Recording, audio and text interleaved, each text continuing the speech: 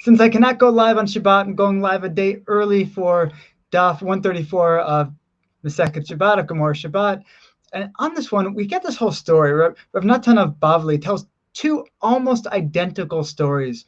That he's traveling in the coastal towns is the first one, and he meets a woman who had one child that she circumcised, and the child didn't live, and had another child circumcised, and the child didn't live, and then she had a third child, and she really was terrified that something would happen to this son as well.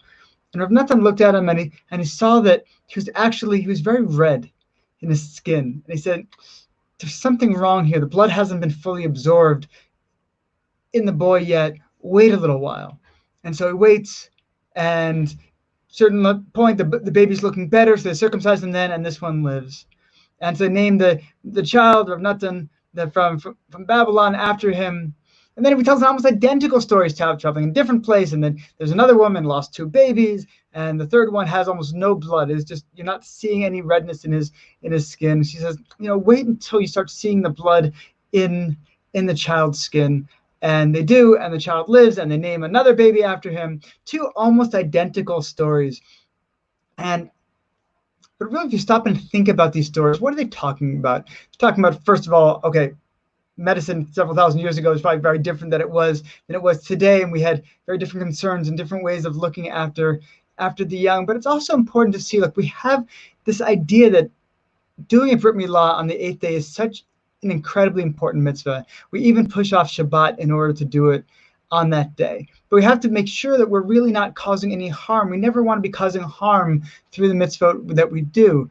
So here we had children who were not ready, who were not physically able to handle the stress of the circumcision, the stress of what's really an operation, and so passed away. And this rabbi comes and says, look, we don't do this in such a way that is going to be causing harm. I'm looking at your child. You're looking at the mitzvahs, and you're trying to do something on this certain day because that's when you think it's done. I'm looking at the child.